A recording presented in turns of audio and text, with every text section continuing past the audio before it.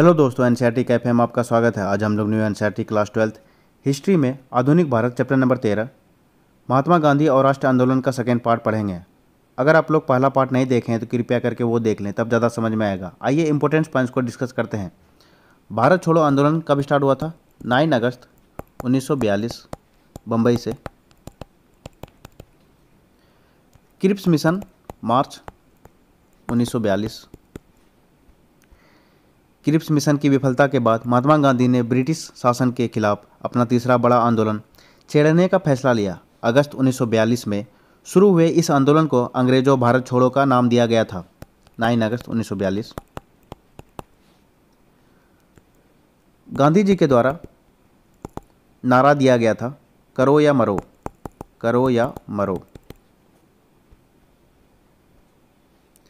हालांकि गांधी जी को फौरन गिरफ्तार कर लिया गया था, लेकिन देश भर के युवा कार्यकर्ता हड़तालों और तोड़फोड़ की कार्रवाइयों के जरिए आंदोलन चलाते रहे। कांग्रेस में जयप्रकाश नारायण जैसे समाजवादी सदस्य भूमिगत प्रतिरोध गतिविधियों में सबसे ज़्यादा सक्रिय थे। कौन थे? जयप्रकाश नारायण। इनको लोकनायक के नाम से जाना जाता है और ये 1921 में असहयोग आंदोलन में शामिल हुए थे। और पूछा जाता है बाल गंगाधर तिलक को लोकमान्य के नाम से जाना जाता है और गोपाल हरि देशमुख को लोकहितवादी के नाम से जाना जाता है। ये फेमस है। पश्चिम में सतारा और पूर्व में मेदिनीपुर जैसे कई जिलों में स्वतंत्र सरकार प्रति सरकार की स्थापना कर दी गई थी। सतारा आपका कहाँ है? महाराष्ट्र में। मेदिनीपुर आपका वेस्ट बंगाल में। अंग्रेजों ने आंदोलन के प्रति काफ़ी सख्त रवैया अपनाया, फिर भी इस विद्रोह को दबाने में सरकार को साल भर से ज़्यादा समय लग गया। भारत छोड़ो क्विट इंडिया आंदोलन सही महीने में एक जनांदोलन था जिसमें लाखों आम हिंदुस्तानी शामिल थे। इस आंदोलन ने युवाओं को बड़ी संख्या में अपनी ओर आकर्षित किया। उन्होंने अपने कॉलेज छोड़कर जेल का रास्ता अपनाया। जिस दौरान कांग्रेस के नेता जेल में थे, उसी समय जिन्ना तथा मुस्लिम लीग के उनके साथी अपना प्रभाव क्षेत्र फैलाने में लगे थे। इन्हीं सालों में लीग को पंजाब और सिंध में अपनी पहचान बनाने का मौका मिला, जहां अभी तक उसका कोई खास वजूद नहीं था। सतारा 1943 19वीं सदी के आखिर से जाति व्यवस्था और जमींदारी के खिलाफ महाराष्ट्र में एक गैर ब्राह्मण आंदोलन विकसित हो चुका था। इस आंदोलन ने 1930 के दशक तक राष्ट्रवादी आंदोलन के साथ संबंध स्थापित कर दिया था। 1943 में महाराष्ट्र के सतारा जिले के कुछ युवा नेताओं ने सेवा दलों तथा तूफान दलों ग्राम इकाई के साथ मिलकर एक प्रति सरकार समानांतर सरकार की स्थापना कर ली थी। उन्होंने जन आंदोलनों का आयोजन किया तथा रचनात्मक कार्य किए। कुनबी किसानों के दबदबे और दलितों के सहयोग से चलने वाली सतारा प्रति सरकार सरकारी दमन और अंतिम दौर में कांग्रेस की असहमति के बावजूद 1946 के चुनावों तक चलती रही। ये आपको दिखाया गया है। भारत छोड़ो आंदोलन के दौरान बम्बई में औरतों का एक जुलूस को दिखाया गया है। भारत छोड़ो आंदोलन 9 अगस्त 1942। जून 1944 में जब विश्व युद्ध समाप्ति की ओर था तो गांधी जी को रिहा कर दिया गया। जेल से निकलने के बाद उन्होंने कांग्रेस और लीग के बीच मुस्लिम लीग फासले को पाटने के लिए जिन्ना के साथ कई बार बात की। 1945 में ब्रिटेन के लेबर पार्टी की सरकार बनी। पीएम कौन था वहाँ का उस टाइम? एटली। ये लेबर पार्टी के थे और 1945 में लॉर्ड वेवल वायसराय भारत के वायसराय बने थे। यह सरकार भारतीय स्वतंत्रता के पक्ष में थी। उसी समय वायसराय लॉर्ड वेवेल ने कांग्रेस और मुस्लिम लीग के प्रतिनिधियों के बीच कई बैठकों का आयोजन किया। 1946 के शुरुआत में प्रांतीय विधानमंडलों के लिए नए सिरे से चुनाव कराए गए। सामान्य श्रेणी में कांग्रेस को भारी सफलता मिली। मुसलमानों के लिए आरक्षित सीटों पर मुस्लिम लीग को भारी बहुमत प्राप्त हुआ। राजनीतिक ध्रुवीकरण पूरा हो चुका था। 1946 की गर्मियों में कैबिनेट मिशन भारत आया था। कब आया? गर्मियों में मार्च में आया था। मार्च 1946 में आया था। इस मिशन ने कांग्रेस और मुस्लिम लीग को एक ऐसी संघीय व्यवस्था पर राजी करने का प्रयास किया जिसमें भारत के भीतर विभिन्न प्रांतों को सीमित स्वायत्तता दी जा सकती थी। कैबिनेट मिशन का यह प्रस्ताव भी विफल रहा। वार्ता टूट जाने के बाद जिन्ना को पाकिस्तान की स्थापना के लिए लीग की मांग के समर्थन में एक प्रत्यक्ष कार्यवाही दिवस का आह्वान किया। इसके लिए 16 अगस्त 1946 का दिन तय किया गया था। यह पूछा जाता है प्रश्न में, प्रत्यक्ष कार्रवाई दिवस 16 अगस्त 1946। इसमें कहा गया था लड़कर लेंगे पाकिस्तान। उसी दिन कलकत्ता में खूनी संघर्ष शुरू हो गया। यह हिंसा कलकत्ता से शुरू होकर ग्रामीण बंगाल, बिहार और संयुक्त प्रांत व पंजाब तक फैल गई। कुछ स्थानों पर मुसलमानों को तो कुछ अन्य स्थानों पर हिंदुओं को निशाना बनाया गया। फरवरी 1947 में वेवेल की जगह लॉर्ड माउंटबेटन को वायसराय नियुक्त किया गया। ये पूछा जाता है लॉर्ड माउंटबेटन को वायसराय कब बनाया गया था? 1947 फरवरी में। उन्होंने वार्ताओं के एक अंतिम दौर का आह्वान किया। जब सुलह के लिए उनका यह प्रयास विफल हो गया तो उन्होंने ऐलान कर दिया कि ब्रिटिश भारत को स्वतंत्रता दे दी जाएगी, लेकिन उसका विभाजन भी होगा। औपचारिक सत्ता हस्तांतरण के लिए 15 अगस्त का दिन तय नियत किया गया। उस दिन भारत के विभिन्न भागों में लोगों ने जमकर खुशियां मनाई। दिल्ली में जब संविधान सभा के अध्यक्ष ने मोहनदास करमचंद गांधी को राष्ट्रपिता की उपाधि देते हुए संविधान सभा की बैठक शुरू की तो बहुत देर तक करतल ध्वनि होती रही। असेंबली के बाहर भीड़ महात्मा गांधी की जय के नारे लगा रही थी। संविधान सभा कब बना था? 1946 में। दाईं ओर जवाहरलाल नेहरू तथा बाईं ओर बैठे सरदार वल्लभ भाई पटेल के साथ विचार विमर्श करते हुए महात्मा गांधी। नेहरू और पटेल कांग्रेस के भीतर दो अलग राजनीतिक प्रवृत्तियों, समाजवादी और रूढ़िवादी का प्रतिनिधित्व करते थे। महात्मा गांधी को अक्सर इन दोनों समूहों के बीच मध्यस्थता करनी पड़ती थी। ये आपको दिखाया गया है, सरदार वल्लभ भाई पटेल, महात्मा गांधी और जवाहरलाल नेहरू। आखिरी बहादुराना दिन 15 अगस्त 1947 को राजधानी में हो रहे उत्सवों में महात्मा गांधी नहीं थे। उस समय वे कलकत्ता में थे, लेकिन उन्होंने वहां भी न तो किसी कार्यक्रम में हिस्सा लिया, न ही कहीं झंडा फहराया। गांधी जी उस दिन 24 घंटे के उपवास पर थे। उन्होंने इतने दिन तक जिस स्वतंत्रता के लिए संघर्ष किया था वह एक अकल्पनीय कीमत पर उन्हें मिली थी। उनका राष्ट्र विभाजित था। हिंदू मुसलमान एक दूसरे की गर्दन पर सवार थे। उनके जीवनी लेखक डीजी तेंदुलकर ने लिखा है कि सितंबर और अक्टूबर के दौरान गांधी जी पीड़ितों को सांत्वना देते हुए अस्पतालों और शरणार्थी शिविरों के चक्कर लगा रहे थे। उन्होंने सिखों, हिंदुओं और मुसलमानों से आह्वान किया कि वे अतीत को भुलाकर अपनी पीड़ा पर ध्यान देने की बजाय एक दूसरे के प्रति भाईचारे का हाथ बढ़ाने तथा शांति से रहने का संकल्प लें। गांधी जी और नेहरू के आग्रह पर कांग्रेसों ने अल्पसंख्यकों के अधिकारों पर एक प्रस्ताव पारित कर दिया। कांग्रेस ने दो राष्ट्र सिद्धांत को कभी स्वीकार नहीं किया था। जब उसे अपनी इच्छा के विरुद्ध बंटवारे पर मंजूरी देनी पड़ी तो भी उसका दृढ़ विश्वास था कि भारत बहुत सारे धर्मों और बहुत सारी नस्लों का देश है और उसे ऐसे ही बनाए रखा जाना चाहिए।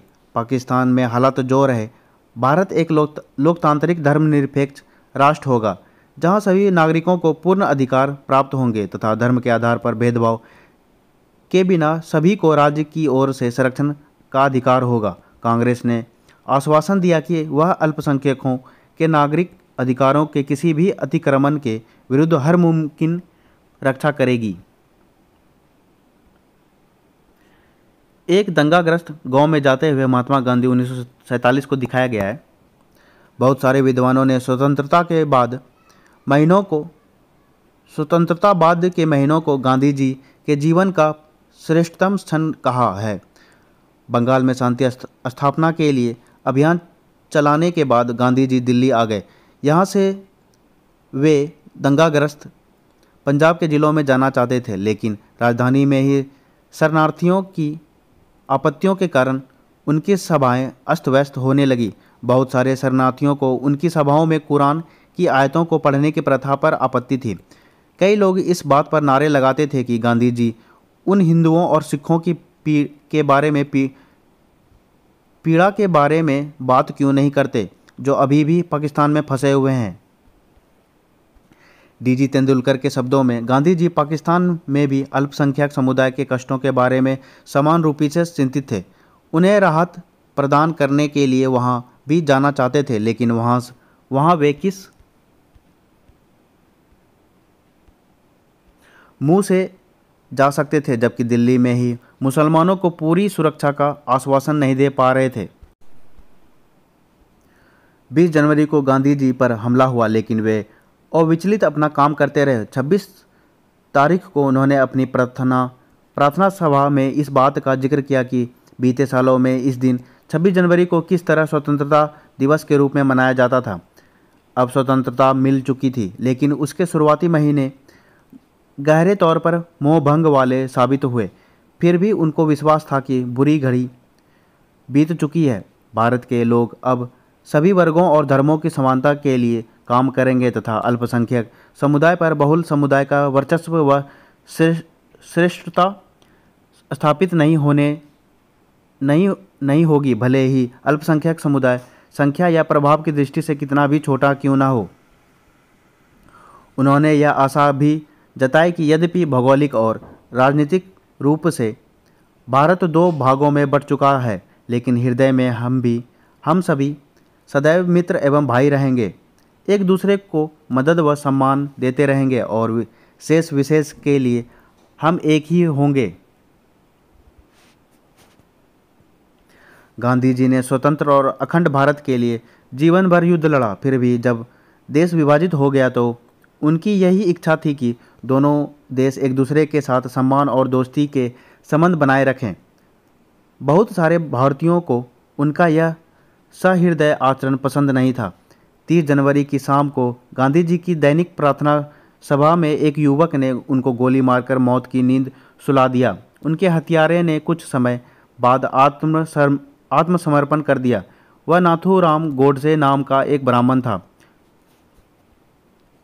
पुणे का रहने वाला गोडसे एक चरमपंथी हिंदुत्ववादी अखबार का संपादक था। वह गांधी जी को मुसलमानों का खुशामदी कहकर उनकी निंदा करता था। गांधी जी की मृत्यु से चारों ओर गहरे शोक की लहर दौड़ गई। भारत भर के राजनीतिक फलक पर उन्हें भावभीनी श्रद्धांजलि की दी गई। जॉर्ज ऑरवेल और एल्बर्ट आइंस्टीन जैसे विख्यात गैर भारतीयों ने भी उनकी मृत्यु पर हृदय स्पर्शी शब्दों में शोक संदेश भेजे। किनके द्वारा? जॉर्ज ऑरवेल और एल्बर्ट आइंस्टीन के द्वारा। एक जमाने में उनकी कदकाठी और कथित रूप से बेतुके विचारों के लिए गांधी जी का उपहास करने वाली टाइम पत्रिका ने उनके बलिदान की तुलना अब्राहम लिंकन के बलिदान से की। पत्रिका ने कहा कि एक धर्मांध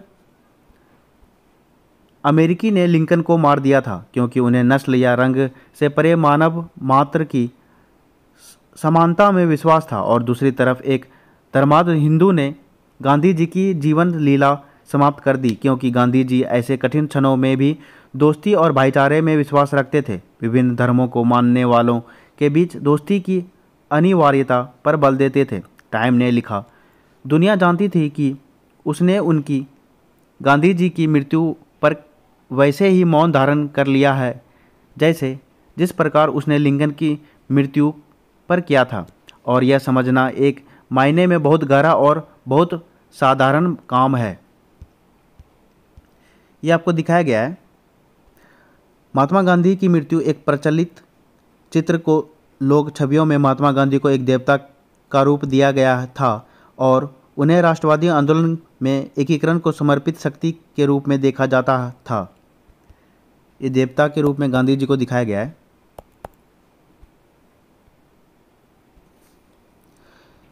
यहाँ अब जवाहरलाल नेहरू और सरदार पटेल यानी कांग्रेस के भीतर दो अलग अलग धाराओं के प्रतिनिधियों को गांधी जी की चिता के दोनों ओर खड़ा हुआ देख सकते हैं। मध्य में स्वर्ग से गांधी जी उन्हें आशीर्वाद दे रहे हैं। ये आपका पटेल साहब, ये आपका जवाहरलाल नेहरू, ये गांधी जी आशीर्वाद दे रहे हैं। गांधी को समझना। हमारे पास बहुत सारे स्रोत उपलब्ध हैं जिनके जरिए हम गांधी जी के राजनीतिक सफर तथा राष्ट्रीय आंदोलन के इतिहास को सूत्रबद्ध कर सकते हैं। सार्वजनिक स्वर और निजी लेखन। इस दिशा में महात्मा गांधी और उनके सहयोगियों व प्रतिद्वंदियों दोनों तरह के समकालीनों के लेखन और भाषण एक महत्वपूर्ण स्रोत है। इन लेखनों में हमें इस बात का ख्याल रखना चाहिए कि किस चीज़ को जनता के लिए लिखा गया था और किस चीज़ को अन्य उद्देश्यों के लिए लिखा गया था। उदाहरण के लिए भाषणों से हमें किसी व्यक्ति के सार्वजनिक विचारों को सुनने का मौका मिलता है, जबकि उसके व्यक्तिगत पत्र हमें उसके निजी विचारों की झलक देते हैं। इन पत्रों में हम लिखने वाले को अपना गुस्सा और पीड़ा और संतोष और बेचैनी, अपनी आशाएं और हताशाएं व्यक्त करते हुए देख सकते हैं। इनमें से बहुत सारी बातों को वह अपने सार्वजनिक वक्तव्यों में व्यक्त नहीं कर सकते, लेकिन हमें यह भी याद रखना चाहिए कि कई बार निजी सार्वजनिक का यह फर्क टूट जाता है। बहुत सारे पत्र व्यक्तियों को लिखे जाते हैं, इसलिए वे व्यक्तिगत पत्र होते हैं, लेकिन कुछ हद तक वे जनता के लिए भी होते हैं। उन पत्रों की भाषा इस एहसास से भी तय होती है कि संभव है एक दिन उन्हें प्रकाशित कर दिया जाएगा। किसी पत्र के प्रकाशित हो जाने की आशंका के कारण बहुधा लोग निजी पत्रों में भी अपना मत स्वतंत्रतापूर्वक व्यक्त नहीं कर पाते। महात्मा गांधी हरिजन नामक अपने अखबार में उन पत्रों को प्रकाशित करते थे जो उन्हें लोगों से मिलते थे। ये आपका इम्पोर्टेंट है। हरिजन नामक अखबार किसके द्वारा? महात्मा गांधी के द्वारा। ये पूछा जाता है। नेहरू ने राष्ट्रीय आंदोलन के दौरान उन्हें लिखे गए पत्रों का एक संकलन तैयार किया और उसे a bunch of old letters, पुराने पत्रों का पुलिंदा, के नाम से प्रकाशित किया। ये भी पूछा जाता है। A bunch of old letters किसके द्वारा? नेहरू जी के द्वारा। एक घटना पत्रों के आईने में 1920 के दशक में जवाहरलाल नेहरू समाजवाद के लगातार प्रभावित होते जा रहे थे और 1928 में जब वे यूरोप की यात्रा से लौटे तो सोवियत संघ के प्रयोगों से गहरे तौर से प्रभावित थे।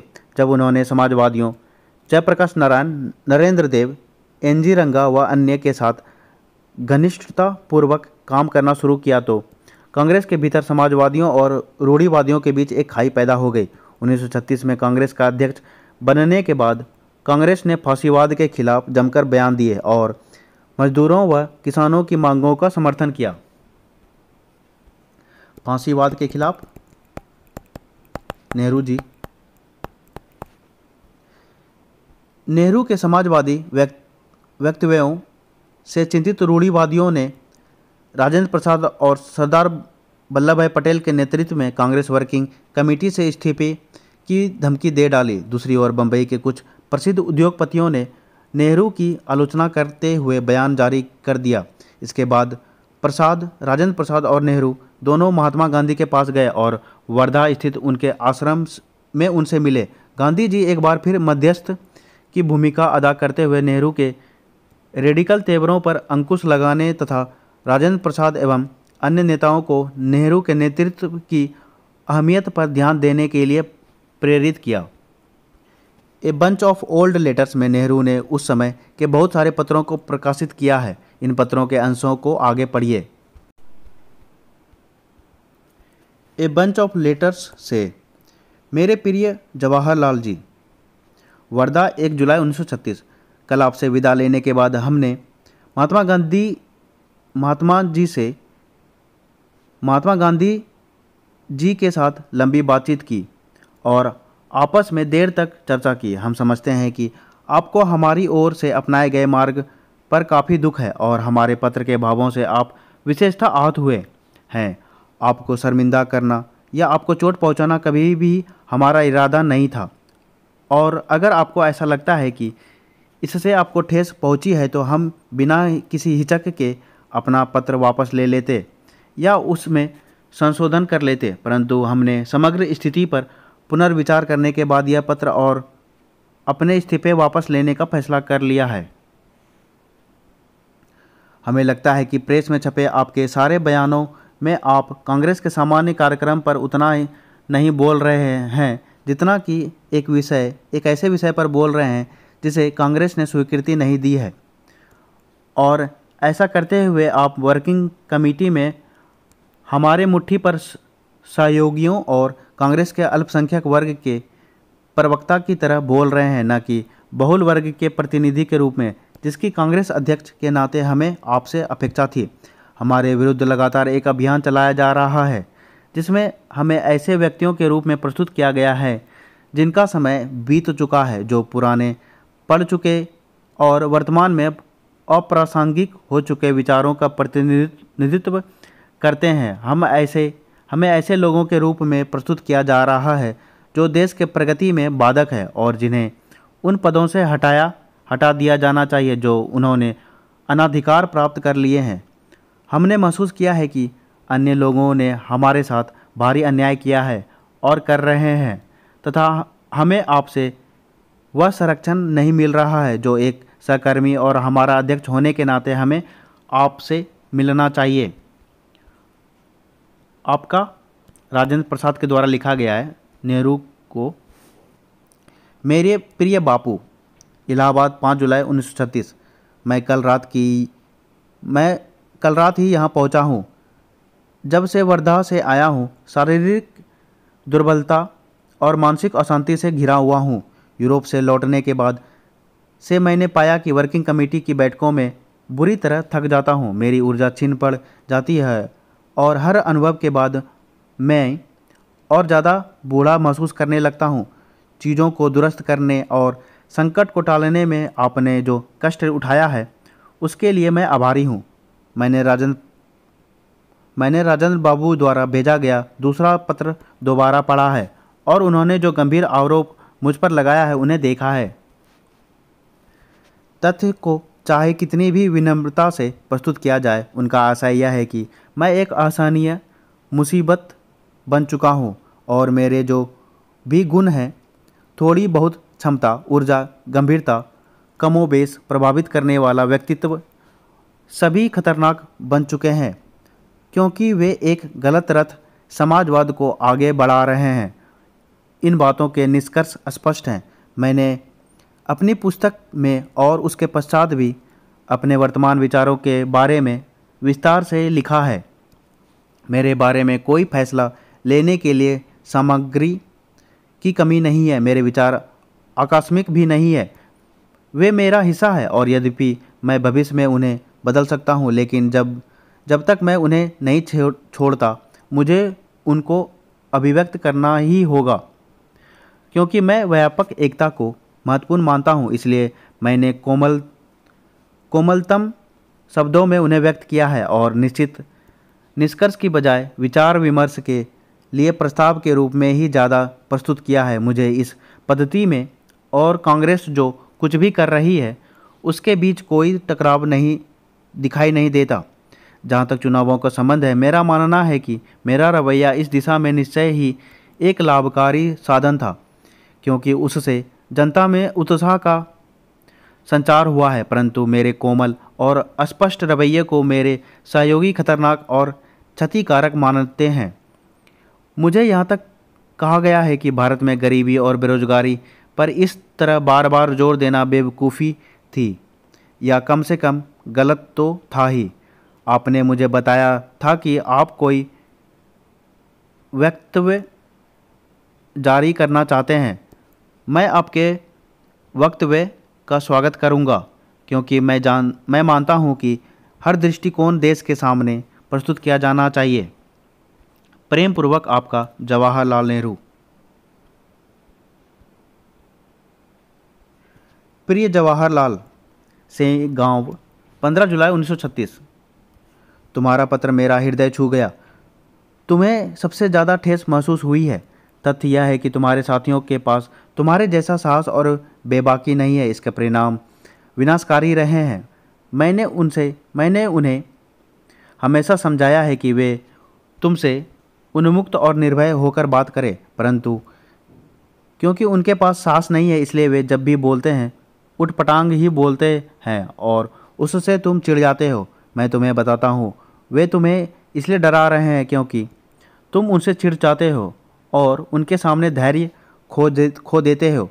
वे तुम्हारी फटकार और साहबी अंदाज से आहत और सबसे बढ़कर वे तुम्हारे भीतर जो अचूकता और श्रेष्ठतर ज्ञान का भाव दिखाई देता है उससे परेशान है। उन्हें लगता है कि तुमने उनके साथ न्यूनतम सौम्यता का व्यवहार नहीं किया है और कभी भी समाजवादियों के व्यंग्य बाणों या गलत निरूपण से उनका बचाव नहीं किया है।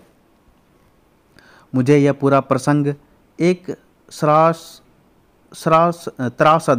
त्रासद प्रहसन जैसा दिखाई दे रहा है, इसलिए मैं चाहता हूं कि तुम भी इस पूरे मसले को हल्का होकर देखो। इस कांटों के ताज कांग्रेस की अध्यक्षता के लिए तुम्हारा नाम मैंने ही प्रस्तावित किया था। भले ही सिर छिल जाए, इसे उतारना मत। कमेटी की बैठकों में अपना हास्य विनोद दोबारा दिखाओ। यह तुम्हारे लिए सबसे सामान्य भूमिका है। चिंतित चिड़चिड़े व्यक्ति का स्वभाव तुम पर नहीं जचता। मैं चाहता हूं कि तुम मुझे तार के माध्यम से बताओ कि यह पत्र पढ़ते ही तुम्हें वैसे ही खुशी मिली है जैसे लाहौर में नए साल के मौके पर तुम खुश हुए थे जब कहते हैं कि तुम तिरंगे के चारों ओर झूम झूम कर नाचते थे। अपने कंठ को थोड़ा आराम दो। मेरा प्यार बापू।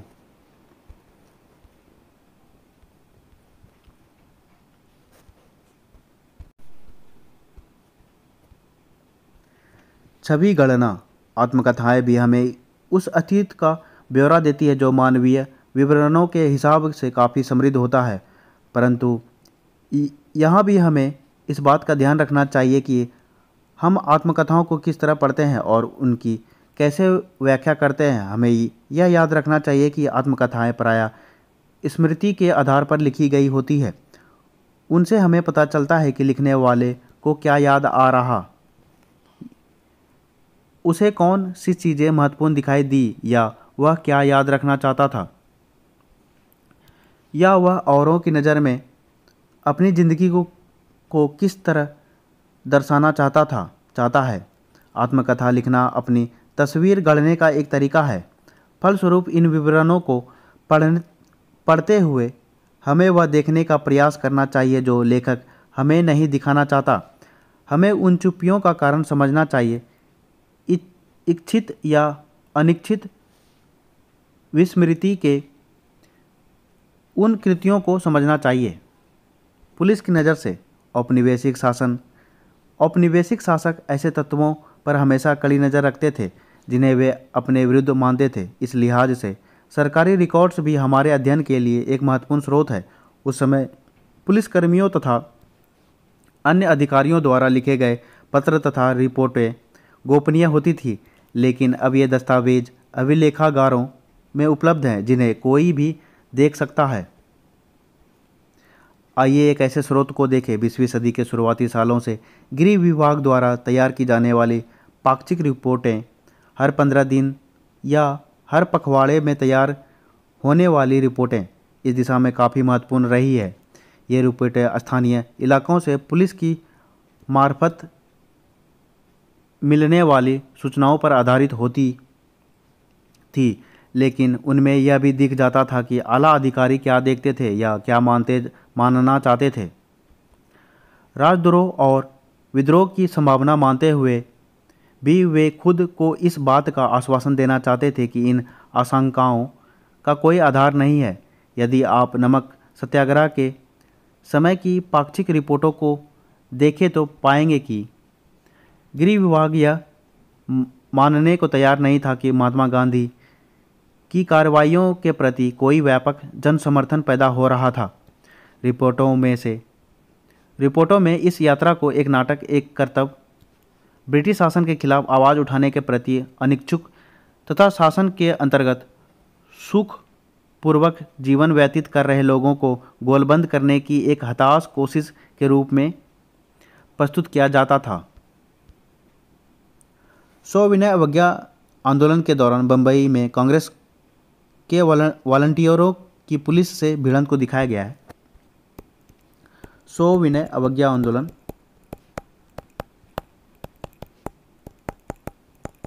स्टार्ट कब हुआ था? 12 मार्च 1930।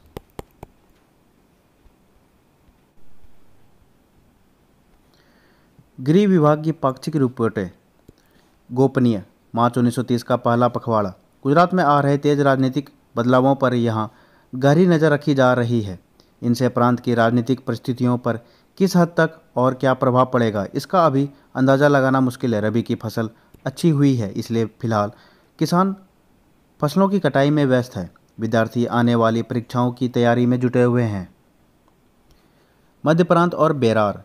श्री वल्लभ भाई पटेल की गिरफ्तारी पर कांग्रेसियों के अलावा और कहीं कोई खास उत्तेजना पैदा नहीं हुई, लेकिन नागपुर नगर कांग्रेस कमेटी द्वारा गांधी की यात्रा शुरू होने पर उन्हें बधाई देने के लिए आयोजित सभा में 3000 से ज़्यादा लोग जुटे थे। बंगाल। गांधी के सविनय अवज्ञा की शुरुआत पिछले पखवाड़े की सबसे महत्वपूर्ण घटना रही है। सविनय अवज्ञा आंदोलन कब स्टार्ट हुआ था? 12 मार्च 1930 को। श्री J.M. सेनगुप्ता ने अखिल बंगाल सविनय अवज्ञा परिषद का गठन किया। किसके द्वारा? J.M. सेनगुप्ता के द्वारा। बंगाल प्रांतीय कांग्रेस कमेटी ने अखिल बंगाल अवज्ञा परिषद बनाई है। इन परिषदों के गठन के अलावा बंगाल में सविनय अवज्ञा के प्रश्न पर और कोई सक्रिय कदम अभी नहीं उठाया गया है। जिलों से मिली रिपोर्टों से पता चलता है कि जो बैठकें आयोजित की गई उनमें लोगों ने कोई विशेष उत्साह नहीं दिखाया और आम जनता पर कोई गहरा असर नहीं छोड़ा है। गौरतलब बात यह है कि इन बैठकों में महिलाओं की संख्या बढ़ती जा रही है। बिहार और उड़ीसा। कांग्रेस की गतिविधि के बारे में रिपोर्ट करने लायक कुछ खास नहीं है। चौकीदारी टैक्स का भुगतान न करने के बारे में एक अभियान की काफ़ी चर्चा हो रही है। ये पूछा जाता है चौकीदारी टैक्स चौकीदारी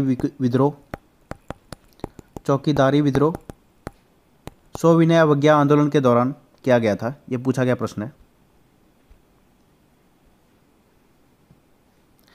लेकिन अभी इस प्रयोग के लिए किसी इलाके का चुनाव नहीं किया गया है। गांधी की गिरफ्तारी के बारे में खूब कयास लगाए जा रहे हैं, लेकिन ऐसा लगता है कि यह भविष्यवाणी सच साबित न हो पाने के कारण उनकी योजनाएं धरी की धरी रह गई है। मद्रास। गांधी का सविनय अवज्ञा आंदोलन शुरू होने से बाकी मुद्दे हाशिए पर चले गए हैं। आम जनता उनकी यात्रा को नाटकीय और उनके कार्यक्रम को अव्यवहारिक मानती है, परंतु क्योंकि हिंदू जनता उन्हें अगाध श्रद्धा की दृष्टि से देखती है, इसलिए गिरफ्तारी की संभावना, जिसके बारे में वे खुद बहुत उत्सुक है, और उसके राजनीतिक प्रभावों के बारे में काफ़ी गलतफहमियां फैली हुई है। 12 मार्च को सविनय अवज्ञा आंदोलन के अभियान उद्घाटन दिवस के रूप में मनाया गया। बम्बई में सुबह को राष्ट्रीय झंडे को सलामी दी गई। बम्बई। केसरी प्रेस ने आक्रामक भाषा का प्रयोग किया है। केसरी किसके द्वारा लिखा गया है? ये मराठी है। और किसके द्वारा? बाल गंगाधर तिलक जी के द्वारा लिखा गया है। ये पूछा जाता है। और हमेशा की तरह आग उगलने के अंदाज में लिखा गया है। अगर सरकार सत्याग्रह की ताकत परखना चाहती है तो उसे पता होना चाहिए कि सत्याग्रह की सक्रियता और निष्क्रियता दोनों से सरकार को ही नुकसान पहुंचेगा।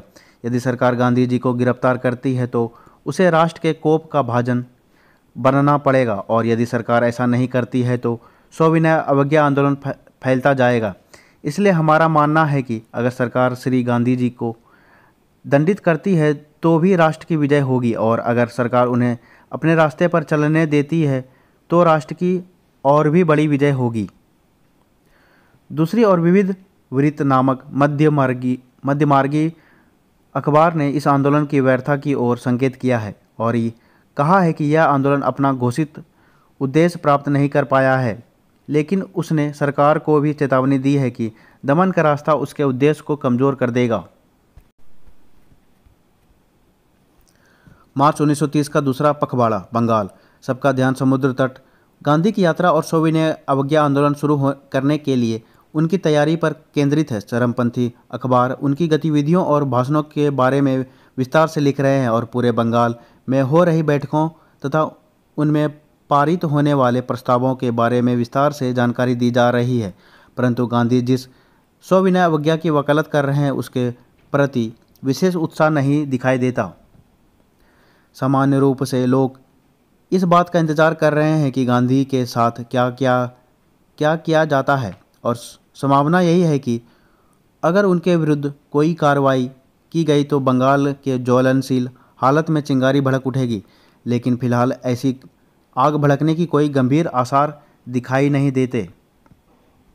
मध्य प्रांत और बेरार। 12 मार्च को गांधी की यात्रा शुरू होने के अवसर पर नागपुर में इन बैठकों में काफ़ी लोग शामिल हुए और ज़्यादातर स्कूल कॉलेज सूने दिखाई दिए। शराब की दुकानों का बहिष्कार तथा वन कानूनों का उल्लंघन हमले की सबसे संभावित कार्य दिशा दिखाई पड़ती है। पंजाब। ऐसा लगता है कि झेलम जिले में नमक कानून तोड़ने के लिए संगठित प्रयास किए जाएंगे। मुल्तान में जल करना चुकाने के आंदोलन को पुनर्जीवित किया जाएगा। संभवतः गुजरांवाला में राष्ट्र झंडे के संबंध में कोई आंदोलन शुरू हो सकता है। संयुक्त प्रांत। पिछले पखवाड़े के दौरान राजनीतिक गतिविधियों में निश्चित रूप से तेजी आई है। कांग्रेस कमेटी का मानना है कि जनता की रुचि बनाए रखने के लिए उसे कुछ अनोखा काम करना चाहिए। श्री गांधी के आदेश पर वॉलंटियरों की भर्ती, गांवों में प्रचार और नमक कानून के उल्लंघन की तैयारी जैसी गतिविधियां कई जिलों से आ रही है। अप्रैल 1930 का पहला पखवाड़ा संयुक्त प्रांत। इस पखवाड़े में चीज़ें बहुत तेज़ी से आगे बढ़ रही है। राजनीतिक सभाओं, जुलूसों और वॉलंटियरों की भर्ती के अलावा आगरा, कानपुर, बनारस, इलाहाबाद, लखनऊ, मेरठ, रायबरेली, फर्रुखाबाद, इटावा, बलिया और मैनपुरी में नमक कानून की खुलेआम अवहेलना की जा रही है। चेवकी रेलवे स्टेशन पर पंडित जवाहरलाल नेहरू को 14 अप्रैल की सुबह गिरफ्तार कर लिया जाता है। उस समय वह यूथ लीग की बैठक में शामिल होने मध्य प्रांतों की ओर जा रहे थे। उन्हें रेलवे स्टेशन से फौरन नैनी सेंट्रल जेल ले जाया गया। वहां उन पर मुकदमा चला और उन्हें 6 माह के साधारण कारावास की सज़ा दी गई। बिहार और उड़ीसा। कुछ स्थानों पर गैरकानूनी नमक उत्पादन के अनोखे मगर छोटे प्रयास हो रहे हैं। मध्य प्रांत। जबलपुर में सेठ गोविंद दास ने रासायनिक नमक बनाने का प्रयास किया है, जिसकी लागत सामान्य नमक के बाजार भाव से कई गुना ज़्यादा रही। मद्रास। जब पुलिस ने समुद्र के पानी को उबालकर बनाए गए नमक को जब्त करने का प्रयास किया तो विशाखापट्टनम में पुलिस को भारी विरोध का सामना करना पड़ा। अन्य स्थानों पर अवैध नमक को जब्त करने का कोई खास विरोध नहीं किया गया है। बंगाल। मुफस्सिल इलाकों में अवैध नमक निर्माण की कोशिशें की गई है। मुफस्सिल इलाके क्या हो जाएगा? यह आपका बड़े इलाकों के आसपास छोटी बस्तियां। 24 परगना और मिदनापुर जिले इन गतिविधियों का मुख्य केंद्र रहे हैं। वास्तव में बहुत कम नमक बनाया गया है और उसमें से भी ज़्यादातर जब्त कर लिया गया है। उसको बनाने के लिए प्रयोग किए गए बर्तनों को नष्ट कर दिया गया है। अखबारों से। अंग्रेजी तथा विभिन्न भारतीय भाषाओं में छपने वाली समकालीन अखबार भी एक महत्वपूर्ण स्रोत है, जो महात्मा गांधी की गतिविधियों पर नज़र रखते थे और उनके बारे में खबरें छापते थे। ये अखबार इस बात का संकेत भी कर देते हैं कि आम भारतीय उनके बारे में क्या सोचते थे, लेकिन अखबारी ब्यूरो को पूर्वाग्रह से मुक्त नहीं माना जाना चाहिए। ये अखबार प्रकाशित करने वाले ऐसे लोग थे जिनकी अपनी राजनीतिक सोच व विश्व दृष्टिकोण था। उनके विचारों से यह तय होता था कि क्या प्रकाशित किया जाएगा और घटनाओं की रिपोर्टिंग किस तरह की जाएगी, इसलिए लंदन से निकलने वाले अखबार के विवरण भारतीय राष्ट्रवादी अखबार में छपने वाली रिपोर्टों जैसे नहीं हो सकते थे। हमें इन रिपोर्टों को देखना तो चाहिए, लेकिन उनके आधार पर नतीजे निकालते हुए खास एहतियात भी बरतनी चाहिए। इन अखबारों के हर वक्तव्य को यथार्थ घटनाक्रम का शब्द सच ब्यौरा नहीं माना जा सकता। अक्सर उनमें ऐसे अफसरों की आशंकाओं और बेचैनियों की झलक भी मिलती है जो किसी आंदोलन को नियंत्रित नहीं कर पा रहे थे और उसके प्रचार के बारे में बेचैन थे। उन्हें समझ में नहीं आता था कि महात्मा गांधी को गिरफ्तार करना चाहिए या नहीं, अथवा गिरफ्तारी का क्या परिणाम होगा। औपनिवेशिक सरकार जनता और उसकी गतिविधियों पर जितनी नज़र रखती थी, अपने शासन के आधार के बारे में उसकी चिंता उतनी ही बढ़ती जा रही थी। इस तरह के चित्रों से प्रदर्शित होता है कि महात्मा गांधी के बारे में लोगों की समझ क्या थी और लोकप्रिय छापों में कैसे व्यक्त किया जाता था। राष्ट्रवाद के वृक्ष में महात्मा गांधी केंद्र में छाया के रूप में दिख रहे हैं तथा उनमें चारों ओर अन्य नेताओं और मनीषियों के चित्र हैं। ये आपको दिखाया गया है, महात्मा गांधी का चित्र है और अगल बगल आपका सारे नेताओं का चित्र है। काल रेखा, ये आपका इम्पोर्टेंट है। महात्मा गांधी दक्षिण अफ्रीका से लौटते हैं 1915, 9 जनवरी 1915 को। ये आपका इम्पोर्टेंट है। चंपारण आंदोलन कब हुआ था? 1917 में। कहाँ पर? बिहार में। 1918 खेड़ा गुजरात में किसान आंदोलन तथा अहमदाबाद में मजदूर आंदोलन। सबसे पहले हुआ था 1918 खेड़ा आंदोलन। खेड़ा आंदोलन प्लेग के कारण अंग्रेजों को करों की भुगतान करने में असमर्थ थे किसान, और इसका खेड़ा आंदोलन को प्रथम असहयोग आंदोलन भी कहा जाता है। और इसका नेतृत्व किसने किया था? गांधी जी के सहायता से सरदार वल्लभ भाई पटेल जी के द्वारा। और ये आपका अहमदाबाद में मजदूर आंदोलन, ये आपका मार्च 1918 गांधी जी द्वारा पहली बार भूख हड़ताल किए थे। यहाँ पर ये पूछा जाता है। 1919 रॉलेट सत्याग्रह, मार्च और अप्रैल। मार्च 1919 में जलियांवाला बाग हत्याकांड, ये आपका इम्पोर्टेंट है, ये पूछा जाता है। 13 अप्रैल 1919 कहाँ पर? अमृतसर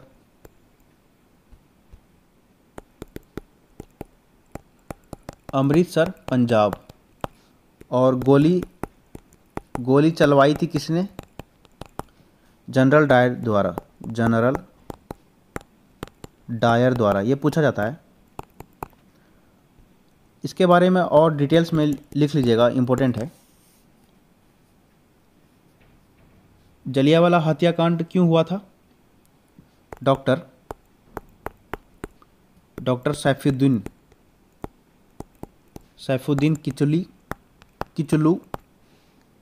किचलू और डॉक्टर सत्यपाल की रिहाई का अनुरोध के लिए कम से कम 10,000 पुरुष, महिला और बच्चों की भीड़ जमा हुई थी, जिसके कारण जनरल डायर द्वारा गोली चलवा दिया गया था।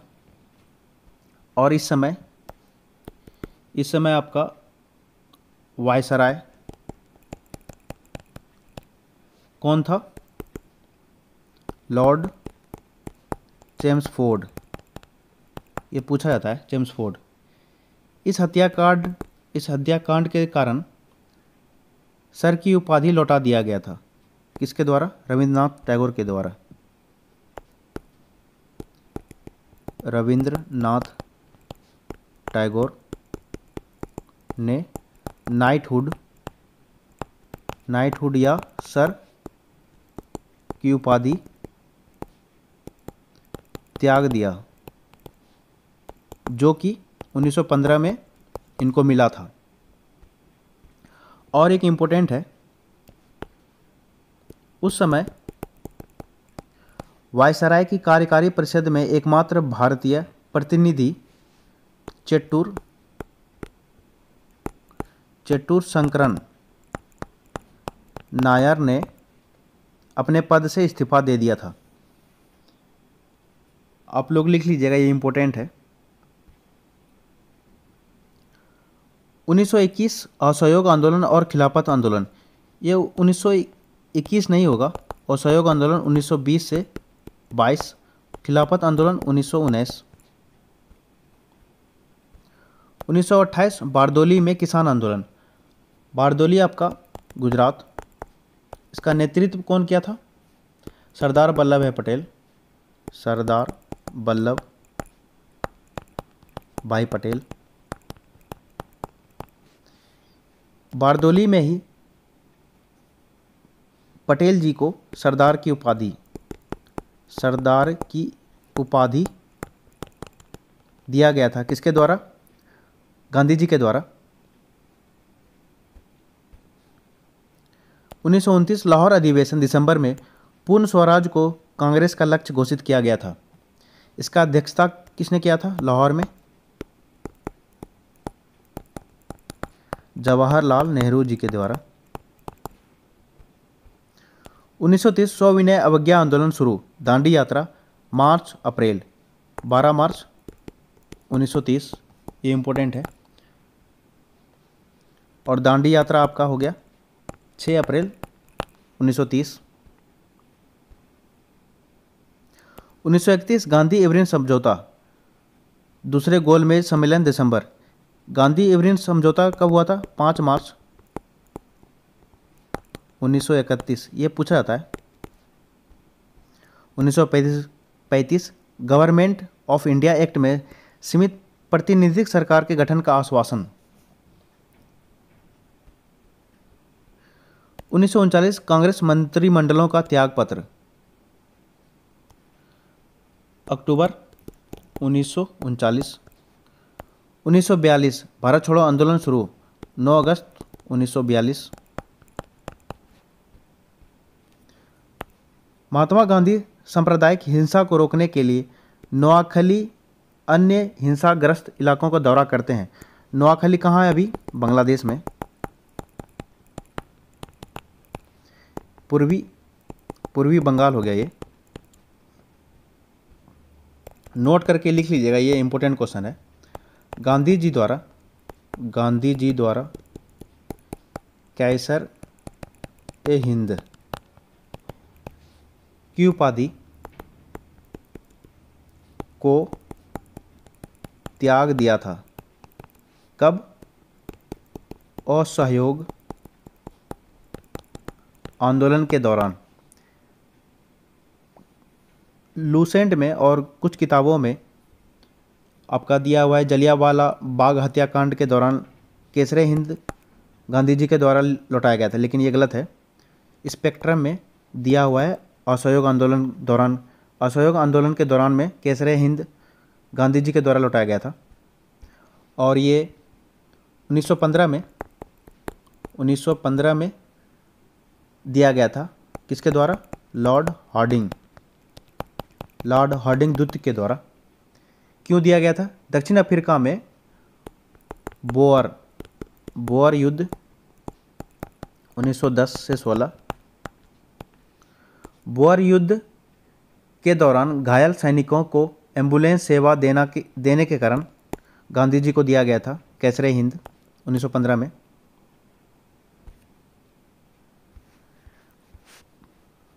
कुछ इम्पोर्टेंट बुक है, ये आपका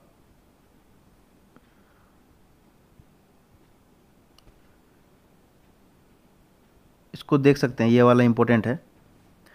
Gandhi in his time and hours, permanent black, ये आपका डेविड हार्डिमान जी के द्वारा। जवाहरलाल नेहरू ए बायोग्राफी, सर्वपल्ली गोपाल जी के द्वारा। तो दोस्तों ये टॉपिक कैसा लगा? अगर कुछ सजेशन देना हो तो कृपया करके मेरे कमेंट बॉक्स में दे सकते हैं। मेरे चैनल को थोड़ा सपोर्ट कीजिए, अपने मित्रों के साथ शेयर भी करें, जिनसे वो भी एनसीईआरटी फैक्ट्स को जान सके। धन्यवाद मित्रों, आपका दिन शुभ हो। जय श्री राम, हर हर महादेव।